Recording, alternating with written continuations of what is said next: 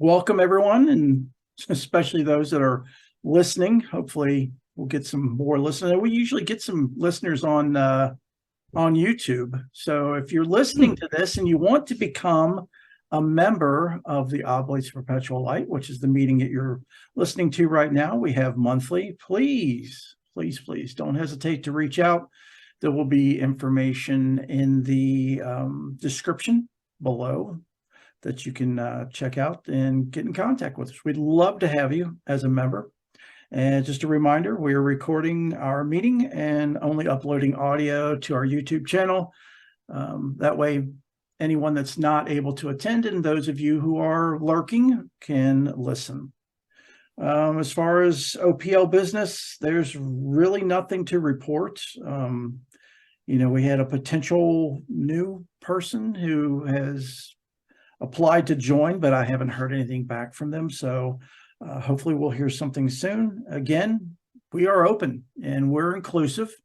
So no matter what your faith is or isn't, look us up, give us a try. You will be very surprised and glad you did, because we are very welcoming. We're very loving, compassionate group. We welcome everyone of every faith or no faith. So we are just what you're looking for, no doubt. And we are a prayer-based group. So, prayer transcends all faiths and all religions. And it's something that's very universal and something we all definitely need more of these days. So that is all of the news I had, other than, we have the Facebook group. It's been pretty quiet on Facebook group this past month. I understand a lot of people have a lot going on. But feel free to invite anyone you want to. Check it out, wade through the waters. And if you're listening and you're not a member and you want to join us on our Facebook group, again, you can just email me. The contact information again will be in the description below. So that is it, and we now have an open floor. Woohoo! The two amigos again. It's our monthly podcast. Yeah, right. It is just us. Well, I mean, that's good. I mean, I went first the last time, I think. What's going on with you this week or this month? Better question is probably what's not going on. Current studies, continuing in the Kabbalah master classes that I mentioned last month. I just finished the Kabbalah 2 master class, started Kabbalah 3 master class, and it is a 3-series class. So this is the last of those 3 master classes. Also, and these are through the Kabbalah Center. And again, I highly recommend, if anyone's interested in it, you can go to the Kabbalah Center. I'll have a link down in the description to check it out. The first class is donation, so you can give them $1 and take the first class, which is awesome. The 2 following classes, master classes, are $49 each, which I know is a lot for a lot of people, but yeah, it is worth that and so much more. Life-changing classes. I'm also halfway through a class on energy psychology and holistic healing. It's through a site called, I don't know if I'm pronouncing it right, Udemy, Udemy. Okay. Yeah. And it's about quantum healing. So it's, going hand in hand with the intuitive healing class that I had previously taken. So it's been really neat.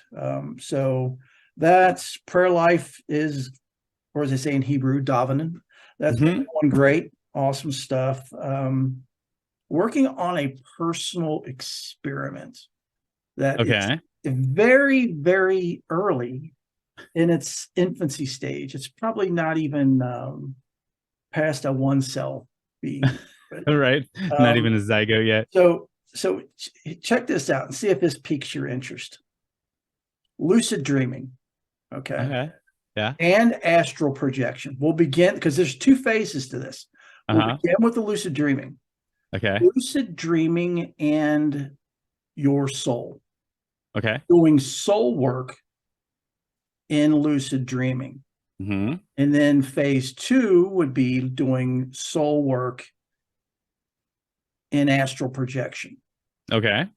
So this is something that I'm looking into. I actually found a paper from a couple years ago about the spirituality and in using the lucid dreaming. Hmm. I haven't finished it yet, but it's it's like a case study kind Yeah. of thing where they had 47 people, blah blah blah blah blah.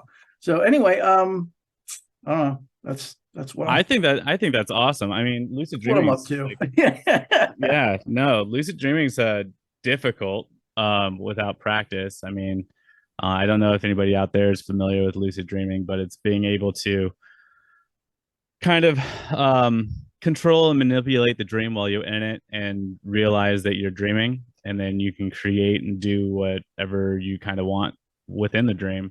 Um, and it is its own segment of reality while you're in it, which is great. Um, and astral projection is also great. And I like I like and can talk to you more about the doing healing work through astral projection because it is entirely possible. Um, and then but yeah, I don't know about the lucid dreaming part. Unless you're doing like self healing. Are you planning Oh like no, it's not healing. It's just your soul, doing okay, your so soul's work, not just in your conscious waking life, right. but also in your dream life. Okay. Yeah, no, I mean that's So yeah, it's that sounds amazing. Yeah, you because just have to it's get like it's proficient at the yeah, astral it's projection or time. the So yeah. why not? Yeah, Why not give exactly. it a Why not? shot? So I yeah, I'm mean, working on the lucid dreaming thing. I'm not there yet. uh-huh. Again, I'm very in the infancy stages of it. Um, Needless to say, I'm not getting much sleep because I'm trying to be aware. Yeah, so that's the downfall because it's because what you're talking about is like energy output, Mm, right?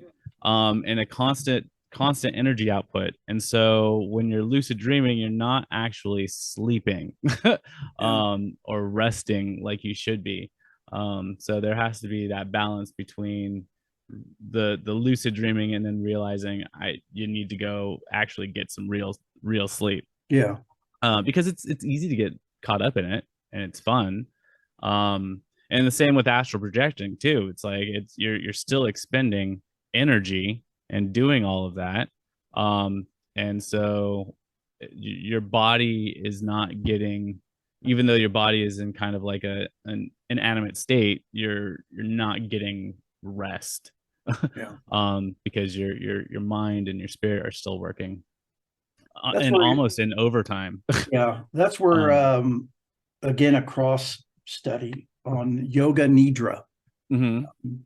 I'm dabbling into that too to Oh, help nice. with the lucid dreaming because supposedly the yoga nidra techniques help you to get the rest that you need to get Hmm. while you're doing the lucid dreaming. So Yeah, again, I don't know. It's just one of those things that just popped in my head. It's like, why? There's this time that is just it's not necessarily being wasted because the mind has things that it needs to do and the body has things it needs to do. But yeah, what about the spirit or soul? Why can't that be an avenue where we can do soul work, yeah, for ourselves and what our goals and purposes are in this lifetime to learn. yeah. I mean, I've been practicing like astral projection since I was like a kid. Oh, cool. Um, and I I I do it subconsciously now. Oh, So wow. so there's like times where so like when my spirit needs to go do something, it will just go do it.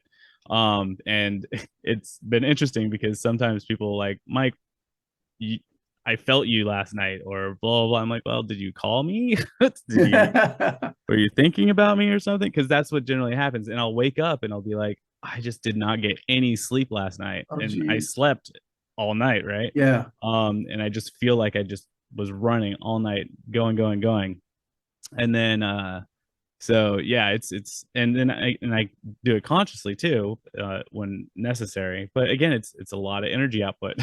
Yeah. um, and then sometimes people try and tap into that energy.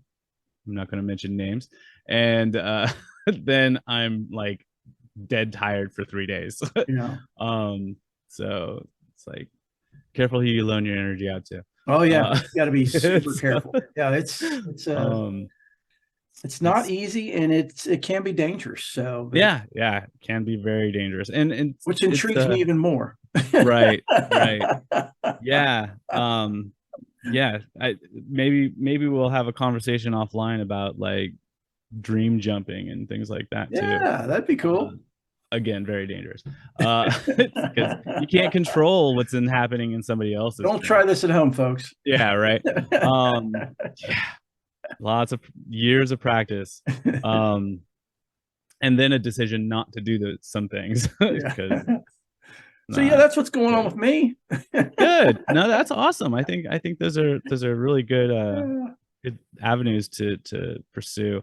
And for those of you out there listening and they're like, well, that's not like Christian based or blah blah blah. It's like, well, if everything is energy and all we're doing is allowing our soul to be what it's meant to be, then and our soul is meant to be free and our soul wants to travel, and that's what our dream time is about, right? It's about the soul being able to do what it needs to do without our conscious mind constantly like interfering with it. um and our ego and all of our the trappings of our world and thought processes. So um its nature is freedom, and so any opportunity to give it that freedom is actually better for you and your well-being, um, and even your sense of spirituality and faith, because you start realizing there is far more to this world than just what we see and just what we think. Yeah, like um, you were saying, for those of you who don't believe this is any way, shape, or form involved with Christianity, look at your Bible, look at the mhm, prophets, the transfiguration. I mean, yep, so many of the things Jesus did. And we're not mhm. comparing ourselves to him by any means, but we're just saying that, But he said, our all these avenues. things that I can do, you Yes. can do also and more. Amen. So And that's what we're talking about here, is that you can yeah. do these things. And a lot of it is just, you've got to change your view of reality, Mhm, stop going from, what your senses and your humanness tells you, and go more from your spirit, more from your mhm. soul, more from a feeling, what you feel from your heart. And you'll be super shocked and amazed at how everything changes, and Yeah. everyone around you, your view of the world. It's just, yeah, everything. Yeah, your view of the world, the view of people, even your view of yourself changes because you realize that you are far more expansive and far more creative and far more powerful, than you can imagine. It's like when you start realizing that it takes a certain amount of courage and power and fortitude to be able to move through the experiences we move through in life, um, here on this earth, uh, that it's we forget because we get so wrapped up in everything that's going on, and it's just so And that's the way the yeah, world wants it. The world wants you to be yeah, wrapped up in what's going on, and not to be focusing on these spiritual things. yeah, Again, if and anybody's interested in more on this, two people that I can think of off the top of my head that I've been studying recently is Neville Goddard and Joseph Murphy, Dr. Joseph Murphy. Both of them are really good at, and they're very biblical based, very Christian based, on teaching you how to be in touch more with your spirit, and really the power of positive thinking, and the yeah, power of where you, like Father Mike was saying, where you are spending your energy, where you're putting your energy, and how you can really, really change your life through your intent and focus of your energy and your attention. So yeah, both of those are really good as well. yeah, yeah, and it's, I mean, when you realize what we resist persists, and then when we let go, we have the ability to attract and create everything. Mhm. So in theology, we talk a lot about being co-creators with God, right? Um, because God gave us also, and as created in its image, the power to create, and so we co-create our experience with God, because we have our own free will, right? Um, and so that creative power needs to be harnessed, and you can do it through like the laws of attraction or things like that, but it's really just training your mind to think in a different way, Yeah. and training you training your mind to think in a different way, and being able to hold and accept paradox, and be okay when things don't make sense. Yeah. And I think that be okay when things don't make sense part is sometimes the hardest thing for me to do. Like, it just doesn't make sense, but again, you have to kind of just trust the process, right? So Definitely. but yeah, no, those are good things, and if anybody ever has any questions, feel free to reach out to us, and one or both of us, and I'm sure we'll both be happy to answer any questions you may have about it or stuff. Definitely. But if you're thinking about doing astral projection or anything like that, I would highly suggest that you have a very strong meditative practice, um, first. Be able to sit in meditation for an hour or more, is what I tell people. um, because you need that focus to be able to do those things. So, anyways, uh, neither here nor there. But for me, this month, week, um, there's been a lot of ups and downs, and it's been mostly trying to deal with like health issues and this war that has with nature that has decided to be waged on my living space, with all sorts of different bugs and beetles and um, mites and things.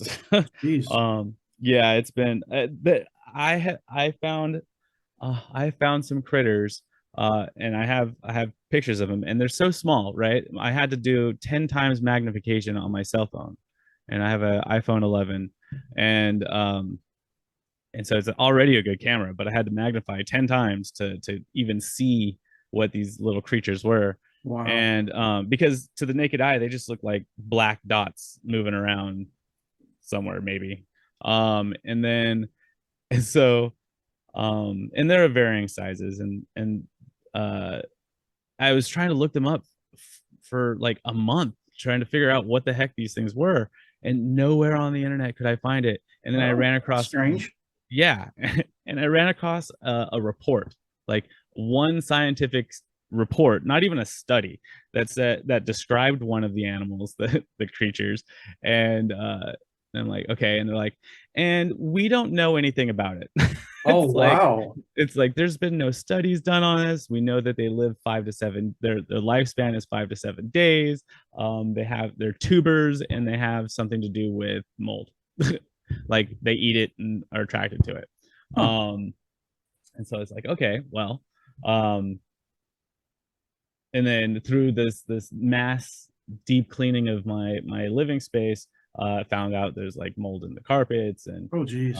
baseboards and things like that. And it's just, I mean, it's hard to ventilate here, so it's understandable. So I've been like taking care of it with like diatomaceous earth and baking powder or soda, whichever one you put on for mold. Um, I just can't remember what it is. I have the right thing though. So that's been helping. I got a steam cleaner and steamed the carpets um and mattresses and everything, and even put a little bleach in to suffocate them with chlorine gas. And I felt really bad that I'm killing all these poor little animals, but they're in my house and they need to go. So I finally gotten to a place where um, I think I'm winning. I think. Well, you're near a Um, very heavily wooded area too, aren't you? yeah, yeah. Yeah, I'm so in I'm sure that's northern got a north. lot to do with it, as well as your weather Oh yeah. in upstate And it Washington. happened when we got like this snap of like heat. Like we had a heat wave, right? And like at the beginning of June, which is when all of this started, and it Yeah. was a cascading event. I would take care of one thing and then realize and then find this other big thing, and then it just kept going and going and going. Um, or I'd get something managed. And I mean, I'm sure those of you out there can empathize with my plight. But yeah, I live in the Pacific Northwest and in the outside of the city, so in a pretty rural and wooded area. So my dog, I'm sure, has brought in half of it from the yard somehow. And then we also don't have screen doors, so like if the doors open, then Yeah. anything. I had a bird fly in the other day. It was Oh crazy. no. Yeah, it flew in and you couldn't figure out it. The door was wide open, right? And it flew in and they couldn't figure out what it was, and so it landed on my ceiling fan. And I'm like, dude, just down and out. And kind of looked around, and then he finally went down and out. And then right after a bee came flying through, it found its way out. Oh, And I was just jeez. like, oh my gosh. Oh my Uh, gosh. I love nature and I hate killing things, but I Yeah. don't want nature in my house. Yeah. um, it's my sanctuary. And spiders, I allow them in the house, but we have a rule. They're not allowed to come below 18 inches from the ceiling. Um, that's the dead zone. You come No lower than fly 18 zone. inches, Don't huh? go below. Don't go below the hard deck. Yep. Don't go below the hard deck. You're fine in the corners. You're fine up there. I don't care. But you come down here, I'm killing you. And they're pretty good. They stay where they're supposed to be, and I don't mind them because they catch the flies that Yeah. inevitably come in and stuff like that. So we have a little more of a balance. But since I've been spraying and putting all this diatomaceous earth and all these essential oil sprays and stuff like that, um, I think they're kind of mad at me. So I upset the balance pretty bad. Um, and that's what it was. It's like I started cleaning things and it upset the homeostasis that was happening in the house, and then everybody just got really upset with me. It was And so, war. huh? It was a war. It was a war. It was a war. Yeah, and I had bite marks and everything all over my arms, and Jeez. my face is still healing because I have my immune system's been shot, and so I had the dermadex mites that lived on all of our faces decided to explode and overpopulate and eat my face. Oh Um, man. yeah, so I have these like kind of marks on the side. But my mom got me this like high frequency electrolysis machine Okay. that's been helping. So it's been like killing things and calming things down. Awesome. So yeah, it's fun stuff. So there's that, and so that has been affecting the mental health, which affects the spiritual Oh yeah. studies and everything else. But I've been trying to stay focused, um, and work on things. And I find that a lot of my spiritual practice comes out better in conversation, right? If I'm having spiritual conversations with people, that is like where I Where you shine. where I shine and where I feel fulfilled, right? It's not always in the reading of a book or the writing of a paper or things like that. It's having one-on-one discussions with people, and I've had a few good discussions Awesome. with people lately, like in my Christian mysticism group on Facebook. That was had a conversation the other day. It was pretty good. Um, and it helps me formulate things too, right? Right. Like when I talk with somebody, it helps me see what my thoughts and feelings and ideas make sense. Because I can, and all of us are this way. We can think whatever we want and believe that that is the truth, and it makes sense to us. But as we're speaking it out loud or trying to explain it to somebody, um, it's found wanting. Yeah. uh, right. So it really helps. It helps me hone um, my own thought processes. It's So always good to have a sounding board and someone that, you can connect with and share energy and that back and yeah, forth and, even if you don't different agree, perspectives. right? Oh yeah, definitely. Especially if you don't agree, it's a great opportunity to learn, Hmm. and expand and it's Yeah, just neat. yeah, and I've been trying to put less of me into the conversation, Yeah. I mean, in the sense that like less of my own thoughts and opinions about something, Yeah. and or about what somebody else is saying, and just kind of just accepting that this is their position. Right. And it's not about trying to change somebody's mind or make somebody believe what you believe. It would be nice, but that's not what this journey is about, No, no. right? A lot of people will get it this time around, and a lot of people won't get it Right, this time around. right, They're just not meant to. Like we were talking about, you can't, put that square peg into a round hole, no matter how hard you beat into it. right. Yeah. So, it Well, I've been talking does to a lot of nobody any people. good. It's just causing more harm, than Right. anything. And emotions get involved and anger, and it just gets really messy. Yeah. I've been talking a lot with people about the concepts of accountability, personal accountability, and free will, right? Um, and for me, free will is like one of the most important things, Yeah. right? I believe the gospel message is a message of freedom, not of entrapment. And so, in that, we have to be able to come to our and make our own decisions about how we're going to move through this life experience.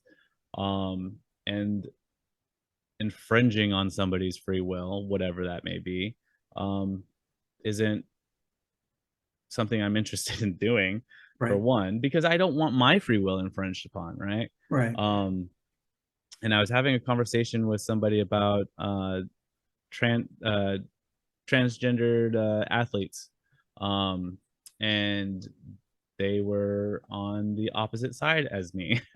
And they're like, "Well, what do you think?" I'm like, "Well, first off, it's not my fight. It has zero effect on me. I don't watch sports. I don't care.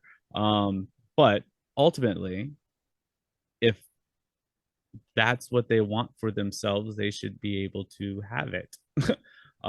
Because why not? The only people who are having problems with it are people who have general problems with the trans community or whatever, and aren't doing the work necessary to um, educate themselves on what it means to be transgendered, right? Right. I'm like, but I said to them, I'm like, it's I don't share that experience. Just because I'm gay, I'm not the spokesperson for the Right. transgender community, right? Right. um and so I can't speak for that community, but I can say that they have every right to life, liberty, and the pursuit of happiness as every other individual in this country.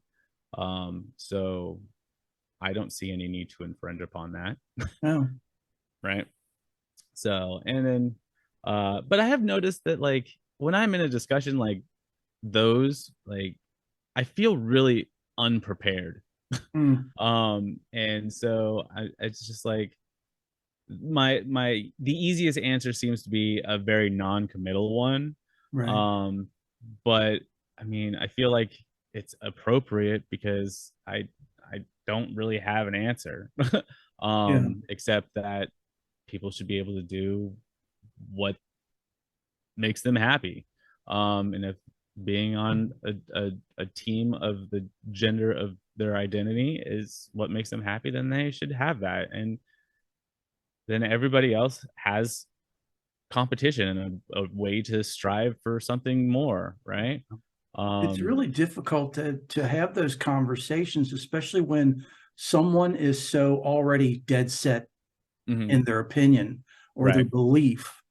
So it's, you kind of almost get the feeling of, what's the use in even me replying, because you're asking my opinion, but my opinion is not going to affect your beliefs. Right. You are steadfast in what you believe. So why are we even having this conversation? Why are we even putting this energy here? Right. No. Yeah. And I basically said, I'm like, I can't entertain this conversation anymore Yeah. because nothing I say is going to change Yeah. anything for you. And it, I mean, I can give you my thoughts and opinions on it, but again, it's not I don't have a dog in the fight. Yeah. It's not my fight. It's so if women in sports want to have a thing about it, then women in sports can have a thing about it, Right. or men That's in their sports battle. Yeah. can have a thing about it. Right. Me as a spectator, Right. again, not my Right. fight. Um, and it's the same thing. My opinion is the same for abortion. I have my own opinions about it, but I would never vote to legislate against somebody else's right to do what they feel is right.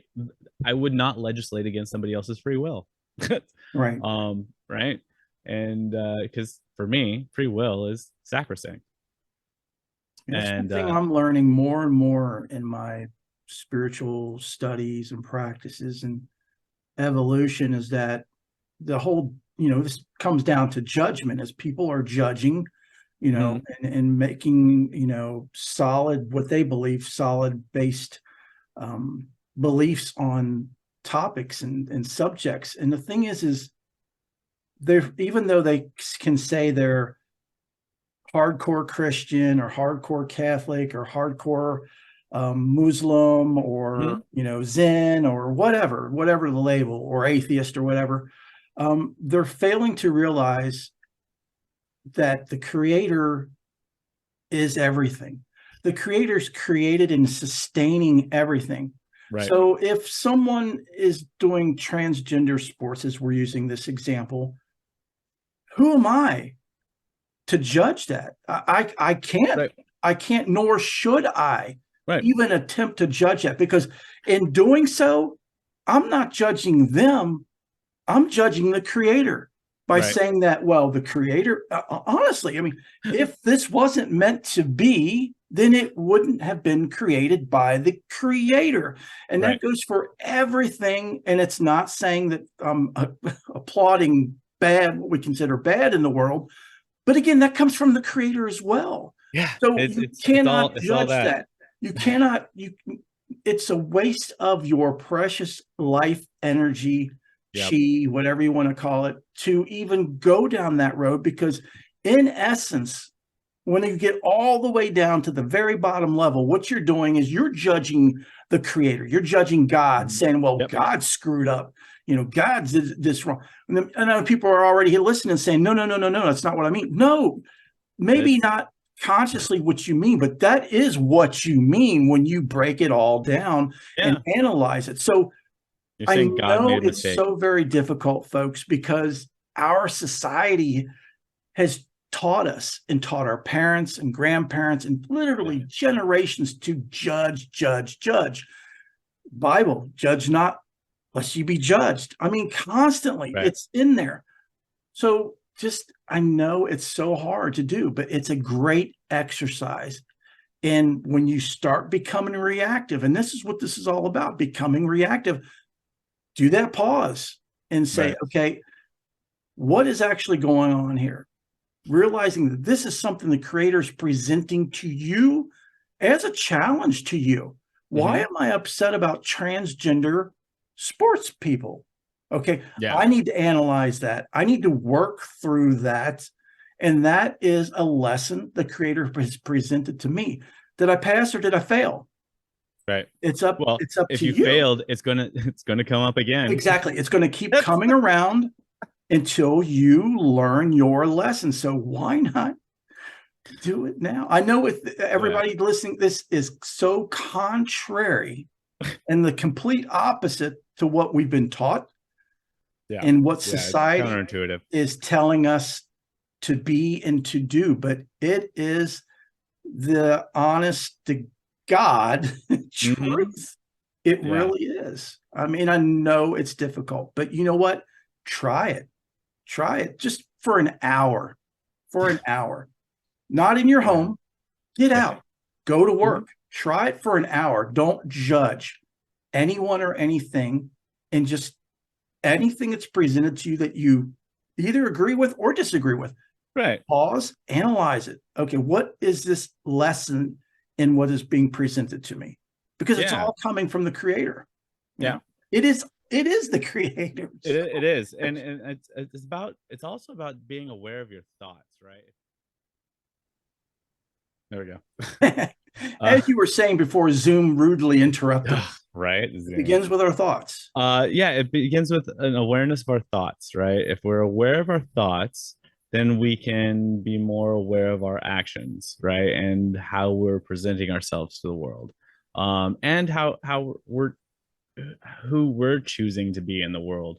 I was just having a conversation about on Facebook about personal accountability. And then I said something else which was 100% in alignment with personal accountability, but the person was like, I don't agree with what you just said on blah blah blah. I was like, no, I haven't responded yet, but I'm like, well, if you agreed with me on personal accountability, then there's no reason that you shouldn't agree with me that everything is choice. Right. We choose how we react to situations. We choose how we respond, how we think, how we we're reactive beings. Yeah, what emotions. I mean, we may not choose what emotions come up, but our emotions are tools, right? They're guideposts to tell us where our resistance is at, right? If I go into a situation and something is happening that I have an emotional response to, that's my cue to say, why am I having this response? What about the situation am I uncomfortable with? Why am I uncomfortable with it? Is it something to do with me and my perceptions of the world, or is something dangerous, or what is it? Which is what all those emotions are about. Yeah, they're all warning signs, but it's not meant that we're like volcanoes where an emotion comes, we just blow. I mean, we have to pause and analyze where this emotion is coming from, and then make the logical choice. Of, do we react, or again, where is this coming from? Is when that emotion comes up with this person, is it coming from a place of love and giving, or is it coming from a place of I'm right, you're wrong? Where you're actually taking from that person. It's again, you get those situations with the people, and it's like, at this point, I have nothing more to say, because what would the use be of me saying anything? And people love that, because then they attack you even more by saying, oh, look, he's running. He can't handle this. He can't answer these questions. Like, no, you're just not understanding what the truth is. That's the bottom line. Yeah, because I would give because they would say something and I would give an example. I'd be like, well, but you feel this way about this thing. They're like, well, that's totally different. It's like, no, it's not. You're trying to help them connect the dots. And they're like, oh no, you can't compare this to that. And blah. I'm just like, why not? Yes, I can. Yes, I can. I can make any comparison I choose to. But yeah, no, it was interesting. But Father Mike, you're just too much of a sage for Facebook, man. They just think they can't handle it. And real life for that matter. I mean, I was having that conversation about the transgender sports in real life with people, and I was like, oh wow. And I'm like, and the people I was having conversation with, they're good friends, and I love them. We just we don't see eye to eye when it comes to certain aspects of politics, and that's okay. And I enjoy having people on the other end of the political spectrum, because it helps me understand where everybody's coming from, right? That's why I also sometimes watch Fox News, because I want to hear how they're spinning the story, because the truth is somewhere in the middle, right? And because MSNBC has their own spin and Fox has everybody's got their own, right? And for those of you out there who are interested in an unbiased news channel, it's the Young Turks. They're very liberal, but they also are very clear about where their biases are, and they are also very fair and Oh, balanced. They good. will, yeah, they'll when President Biden does something that's stupid, they will say President Biden did something stupid. When Trump, it doesn't happen often. When Trump does something good, they will say Trump did something good, and they'll be very fair about it. Um, but yeah, and I appreciate that, right? I appreciate from my news sources and tell me where your biases are and tell me and be balanced in your Yeah. reporting. That's all I ask. um so and I don't you don't get that when you're only watching the echo chamber of Oh, either yeah. either two of the Because it's spectrum. all about drama and Right, how right, much you can get people riled up and get more ratings and yeah, right. cause So yeah, panic. so but I enjoy having friends on all places in on the spectrum because it helps keep things real. But as I was going to say about being aware of your thoughts, so I used to do a lot of work in homeless ministry, right?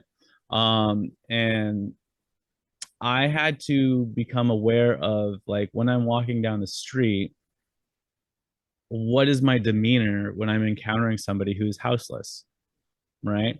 What are the thoughts running through my head? Because in the beginning, they weren't very good because they were based on what society had told me about people who are houseless, right? That they don't want to work, or um they're horrible drug addicted people, and they're the problem, the biggest problem we have in society.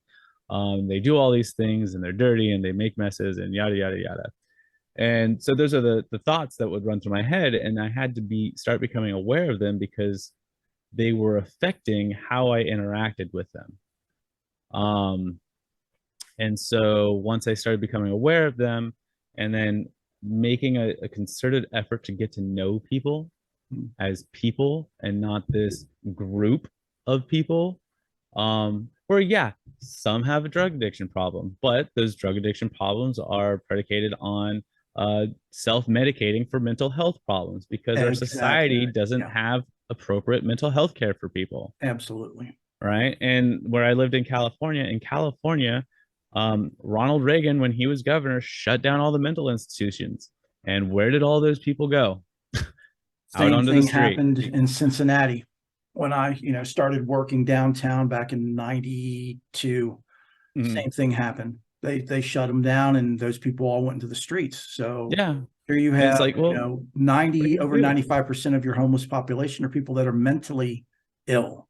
Yeah. They have serious Uh, mental issues.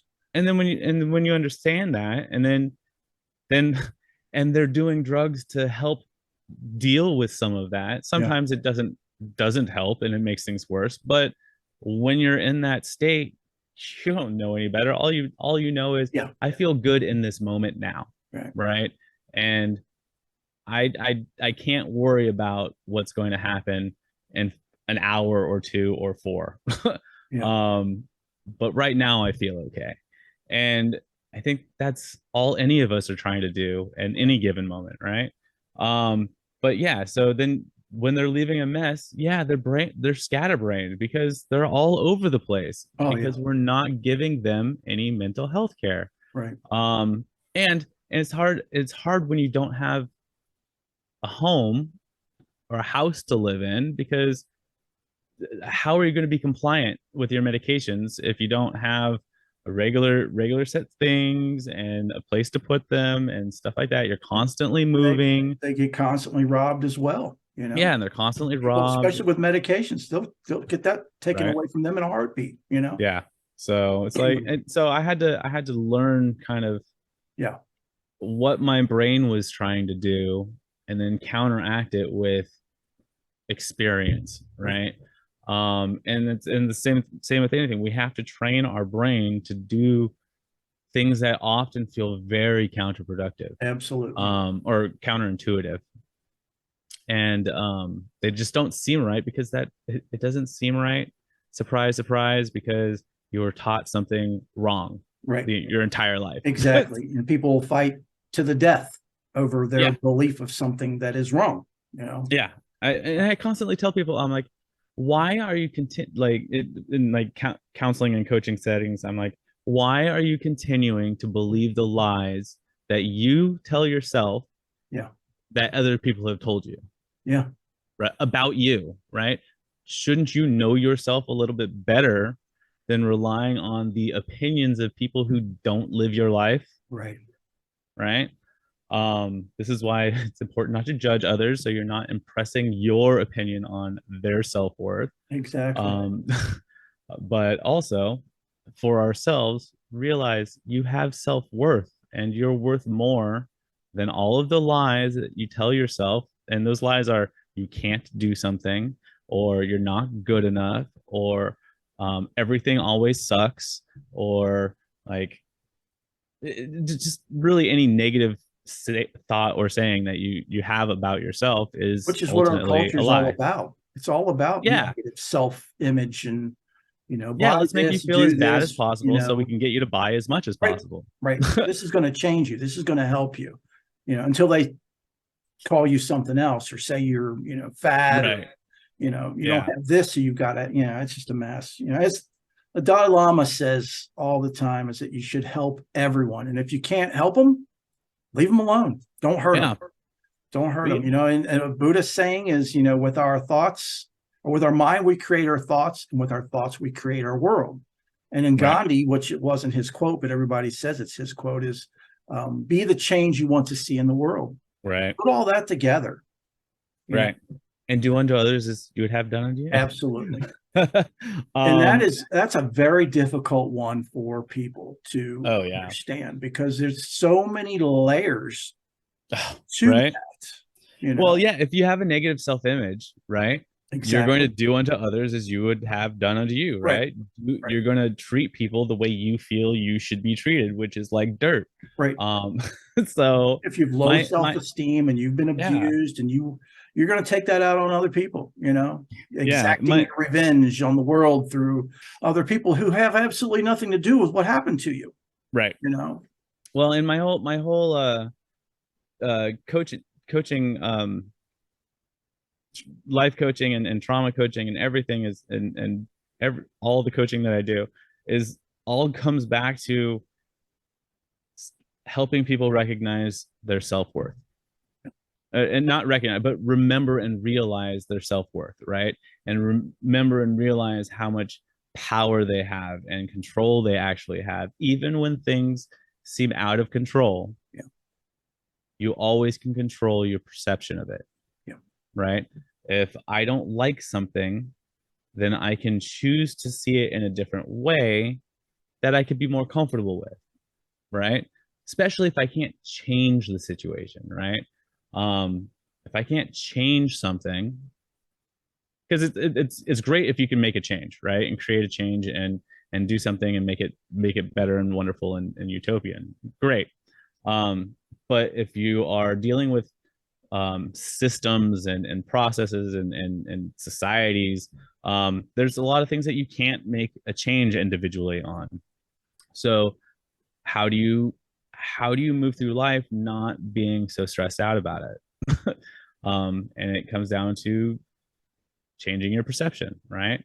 And if you change your perception about yourself, your perception about other things change. When I started realizing that, and I say it flippantly and mostly as a joke, that like I'm like Mary Poppins. I'm practically perfect in every way, um, because but at the core of that is true. I was created perfectly. I am perfect, and I'm worthy of perfection and love and grace.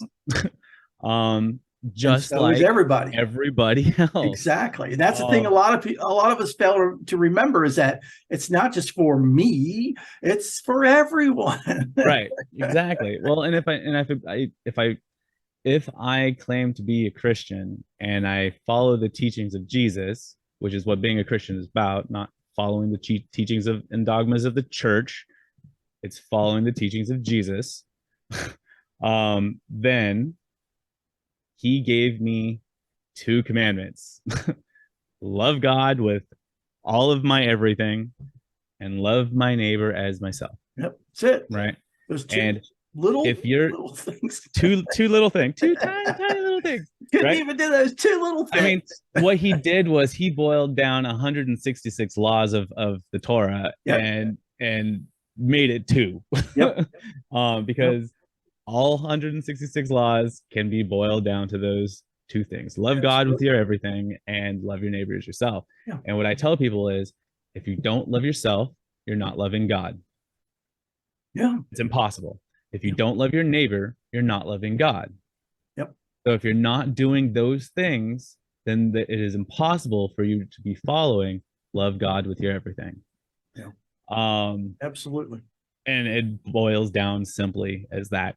And people will debate that, though. They'll still fight you on it. It's like, come on. Oh yeah. I'm like, well, let's go back to what Jesus said. is always I don't care. I mean, Paul has some really great things that he says on occasion. I mean, I'm not Paul's number one fan or anything. Me either.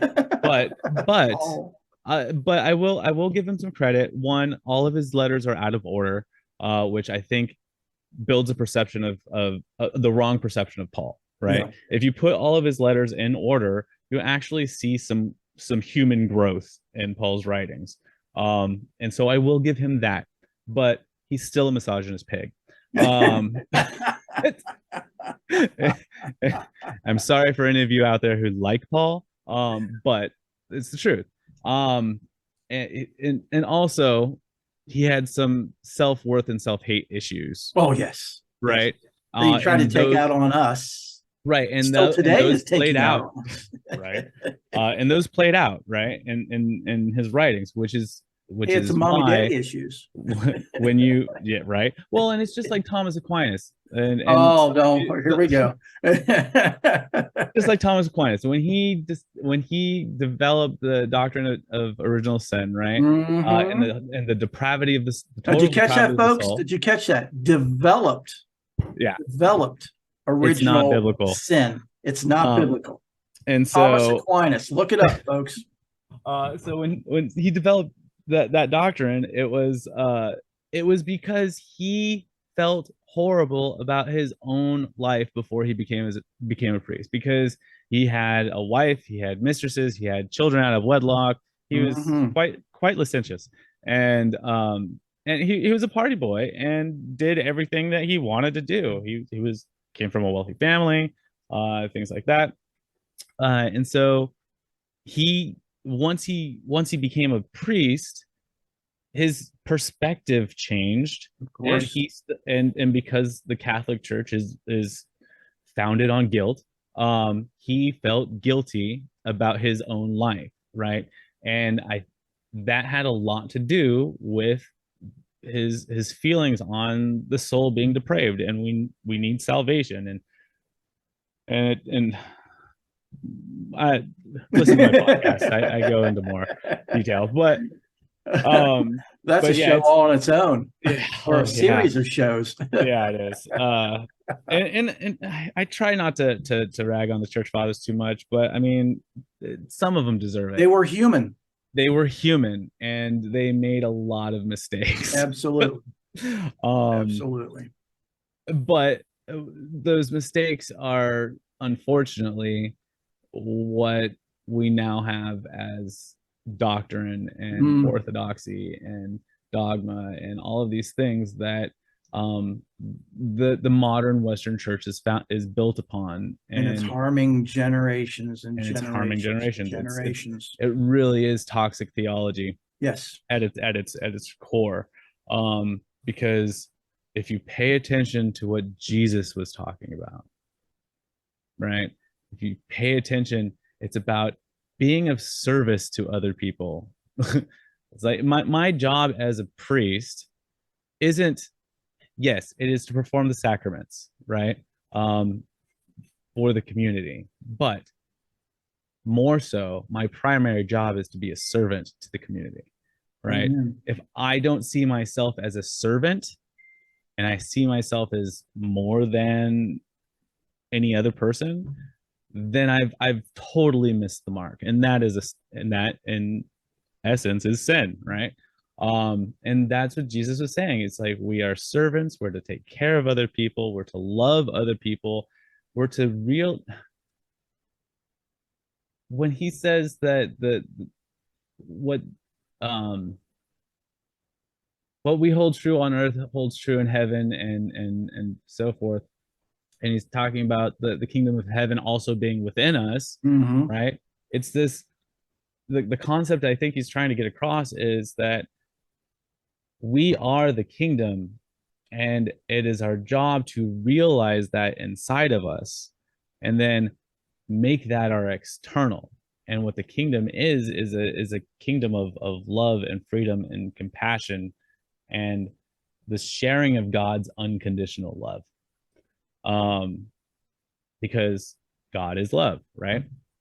God is energy. God is everything. It's our complete interconnectedness, right? And so if we focus on what Jesus is saying, then it really doesn't matter what Paul says or Thomas Aquinas. I basically call all of them like commentaries on Jesus's work, right? Yeah. Other people's opinions on what Jesus said. Right. And if the people closest to Jesus didn't understand what Jesus was saying, even when he spelled it out for them, Hmm. right? That means that there's something about what he's saying that is counterintuitive. And it goes again, which is why he was murdered. It goes against what everybody in society is Yep. trying to teach you. Goes against the mainstream. Um, It then does so now. yeah, Yeah. exactly. So when anybody tries to make any reforms in the church and the church tries to push back, it's like, well, wait a minute. Don't reforms need to happen? Yes. Let's right. Reform should always, Reform should always it should happen. never stop growing and expanding and Yeah. evolving. Yeah. Church should never stop evolving. Never. Yeah. And we should never stop evolving, right? No, exactly. The journey is never done. Exactly. Even after death, the journey is never done Nope. because Nope. our I have become so very okay with death. One I A big part of my ministry when I was in California was funerals, right? I did hundreds of funerals, and I loved it, right? I used to put the fun back in funeral, Exactly. uh, but it was because helping people see that this is not the end. It's the death is only a gateway to another step in the journey of our existence, right? Um, it's like we can talk about heaven and being a place, but that's not somewhere I want to go for eternity, right? That would be very boring. Absolutely. Paradise That's why we're forever here. is boring, right? You can't So work on your issues there. yeah, This is I the only mean, way you can do it. so there's got to be more than just heaven, and there's got to be more than just this. So moving beyond this, the death of the body is not the death of the person, Yeah. right? And so Just I like the think death of your car is not the death of you. right, right. Or Yes, the we death of mourn the loss of the car and we're quite upset because it's going to cost us quite a bit of money to either get it fixed if you can resurrect it. But if you yeah, can't, then to get another one. But right, what you truly are will go on and go on. right. Well, in an even more spiritual sense, the death of the ego is not the death of who you are as a spiritual being. No. It's actually the death of the ego is the birth of your of who you are as a spiritual being, right? Because until you die to self, as Jesus would say, or until your ego is you kill the ego, you can't move forward in your spiritual progression. And what I mean by that is if you don't um, get rid of the negative thoughts in your head about who you are and who other people are, you're not going to ever be able to realize how big things really can get and how wonderful and amazing things really can get because you're going to still be focused on the negative. They're And not if picking you, up on what's really reality, yeah, This and what we see as reality is not real. no. I tell people, I'm like, the atom is 90% space, right? And everything is composed of atoms, right? Just dense, more or less densely packed. We are 90% space. Yeah. Right? We sit, the only reason we sit on a chair and don't fall through is we believe that the chair will hold us up. We have a we have a strong enough belief that the chair will hold us up so we don't fall through. Yeah. And it goes back to when you said all you have to have is the faith of a mustard seed, and you tell the mountain to move and it will move, right? I have faith that this chair is going to continue to hold me up every single time. I have faith that the sun is going to rise and set every single day, unless I live in like the North Pole or something. Then time is different. But it's like all you have to have is a little bit of faith in yourself, that things that you can do these things and more. And I think that just and that was hard for me, and it still is hard for me. I still struggle with it, right? I still have negative self thoughts every once in a while, and it We throws all me for a do. It's loop. hard And not yeah, to with our culture, it's but really hard. yeah, but the question is, how fast do you bounce back from it? Yeah. Right. Yeah. And like the faster you bounce back every time, Yeah. and you start realizing it, then you start gaining more confidence and building experiences that validate your new perception, right? And that's the key, is to create experiences that validate your new perception. Because if I have a negative perception, I'm always going to find the negative things, and those are going to validate my negative perception, right? If I have a positive perception and I look for the positive things, then those positive things will validate the new positive perception. Exactly. So, create experiences which validate the new perception that you want to have. And that will help you grow and become the amazing, wonderful, perfect human beings that you were created to be and are. I mean, and just because you aren't acting like it right now in this moment, perfect, the perfect created being that you were designed to be, doesn't mean that you aren't that already anyway. It just means that you're not living into that moment. Exactly. And if you want to be living into that moment, just choose to do that and make all of your actions align with living into that moment. It's okay if it doesn't happen every once in a while, but again, how fast do you bounce back, right? It's like that's what sin is. It's the failure to hit the mark, right? When you don't, um, when you don't do something in line with the greatest, grandest vision of yourself, then you've missed the mark. You've A great created a way to sin. work on yourself is to, as Father Mike said, service to others. Yep. Even though that's part of his priestly, things that he, took vows to do, it doesn't mean we are free of that. Au contraire, we all should be doing service for others. And that's a great way to work on yourself and your self issues, is by working with others who have similar issues. You can see eye to eye and work, and you see these things in people, and you work yours out as you're helping them work theirs out. I mean, it's just, it just continues to give and give and give and give. And that's the thing we're supposed to be doing. That's why we're here, is to learn, to grow, to evolve, to give, and to help as many people as we can. Again, treat others, as you want to be treated, and it's right. Love God with all your heart, all your soul, all your mind, everything, as Father with literally all your everything. Because everything is God. Everyone is God. Every person you encounter, no matter if they're very kind and sweet or very abrasive and rude, is God. So how do you react? I mean, put that in your frame of mind when you're reacting with someone. This is not Bob or Joe or Linda. This is God. You know, Yeah. you don't have to say it out loud because people might think you're crazy, but just respond that way to, if this was God in front of me saying this, how would I respond? And now it's not Yeah. to say that you have to take anyone's abuse.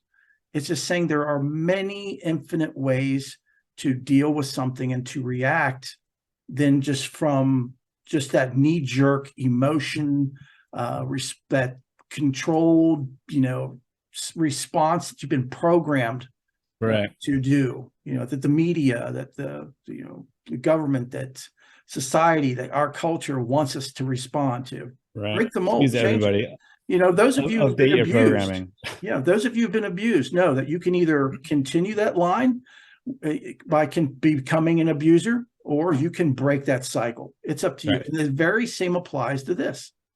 Either perpetuate the cycle or break it. It's up to you. But you know what? If you don't break it this time around, you're going to have to come back around again and again. And I don't know about you all, but I'm tired. I am so tired. So, why not, as Tibetan Buddhists say, this precious human life. They believe that a human birth is the most precious way for our souls to grow, learn, and evolve, is in this human existence. So look at it as this blessing and take advantage of each and every moment, each and every second of this. We all are, down in fast food and liquor and drugs and everything else for this physical. How are you feeding your soul? What are you doing to feed your soul? What are you spending time with your soul? I always hear people say, I don't have time. I don't have time. And I always respond, well, how much time do you spend on your phone? What's your screen time snapshot say? Yeah, exactly. How much time do you spend on your soul in a week compared to how much time do you spend on your cell phone in 6 hours? I can guarantee that you have spend more time on your phone in 6 hours than you do on your soul in a week. And we've got to change that. There's got to be a balance. And I'm not saying you can't get rid of the humanness. This is our car. This is our vehicle. It's important. We have to keep it, sustain it. It's precious. It's important, but it's not the only reason we're here. Is what this physicality sees and experiences it, Yeah. And that's not to say that, right. And that's not to say don't have fun too. No, right? No. I mean, you can have fun and be spiritual too. Some of the best times you have is, that spirituality. Best moments when I was in seminary, the best moments I ever had was going to a bar, having a pitcher of beer, and doing my seminary homework. You would be amazed at how many spiritual conversations I had with people. Oh yeah. And I wear my collar sometimes, and I just go in and do my homework, and I had the most amazing conversations with people. So there's ways to fit everything in and still have fun, right? And let's see, all things are created for your good, but not all things are beneficial all the time, right? So you can overdo a good thing. You can overdo a good thing. You can have too much ice cream. You can have too much of too much, right? You can have too much heaven. You can have too much church. You can have too much, and it that the saltiness loses its flavor. Yes. Right. And so all these things that Jesus says are applicable to our life and our experience, right? I don't need to go outside of the red letters to, for those of you who have red letters in your Bible. I don't have to go outside of that to understand what the teachings are. I mean, I have to dig into the teachings to fully understand what Jesus is trying to talk about. And the more I dig, the more I realize that we got a lot of it wrong. Right? Yeah. Our perception and our understanding, we got a lot of it wrong. And I mean, even when we perform the sacraments, especially like communion or things like that, there's reasons for the ritual, right? But we've kind of forgotten how important and what the almost the metaphysical reasoning is behind the sacraments, right? And because we're just doing it by rote. We're just going up and taking communion. We're not preparing ourselves for that blessed spiritual moment. Um, so it's like I think it comes down to we have to start preparing ourselves and being conscious for moments that we go into. And if you want to do fun things in life, whatever those fun things are for you, do them. Don't let it become a problem. Do it in moderation, right? I'm an advocate of experience your life, exercise your free will. And if things become a problem, scale back or get help. But be aware enough to recognize when that's happening, right? Because I don't want to be a downer on anybody. So, but also it's like, but recognize when things are taking your attention away from your own growth. Right. Right. If something's interfering with your growth, or it's interfering with your job or your relationships or things like that, well, then maybe that's something you need to look at. And you might need to look at doing less of that so you have more time for the things that are also important. So, because again, God's in all of it. Down to what, the last 3 minutes? 3 minutes. Below 3 minutes. So we'll go ahead and wrap up. Yeah. Thank you so much, Father Mike. You want to do a prayer? You want me to do the prayer? I've got I'll one do the if you prayer want. this week. You do or don't? Yeah, I'll do it. Yeah. Okay. Because I made you do it last week. No, I don't mind. It's all right. And for those of you out there, forgive me for my verbiage. It just comes kind of out of habit, but it's just what feels comfortable for me in this moment.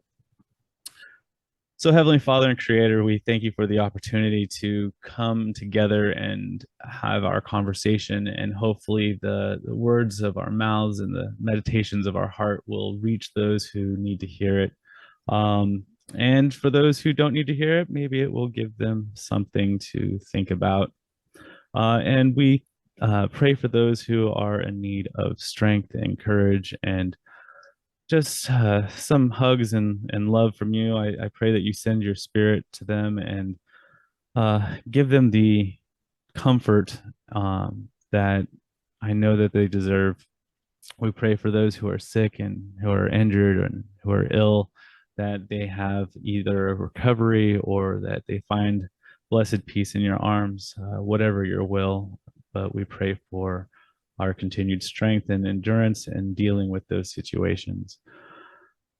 And Lord God, I just want to say thank you. I want to say thank you for everything that you do for us every single day and every single moment, and the fact that no matter where we are, no matter what we're doing, you are present. And you have, if we give you the opportunity, you have the ability to fill every moment with your grace and glory and love.